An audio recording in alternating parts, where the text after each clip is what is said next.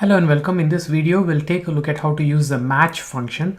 So the problem is as follows. Let's say oftentimes you have a huge list of data like this. So here are all the cities in the state of New York, and there are about 1,618 records. And in this case, what you might want is maybe the number corresponding to a particular city. So for example, if it is the Bronx, then you want it to be number 6, or if it is Bedford, you want it to be number 12, and so on.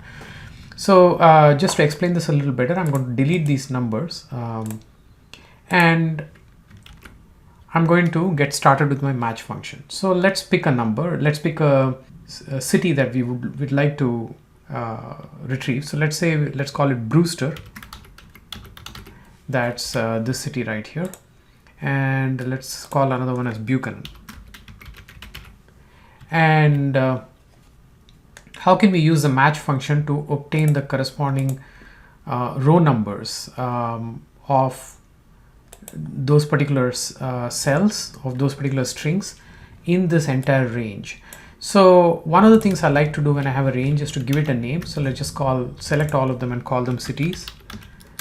And now here what I can do is I can start my match function, and the lookup value is this particular city here.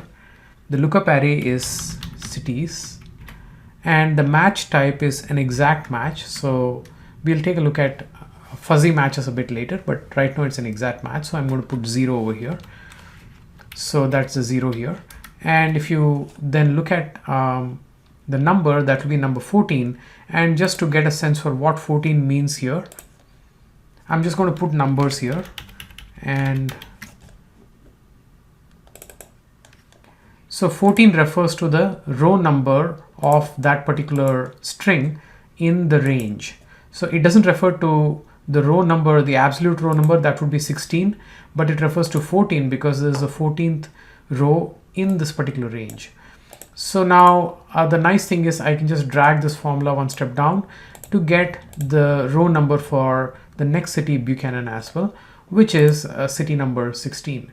So that's the simple way in which you can obtain row numbers for any particular value in a huge range using the match function. I hope you find this useful. Thanks for watching.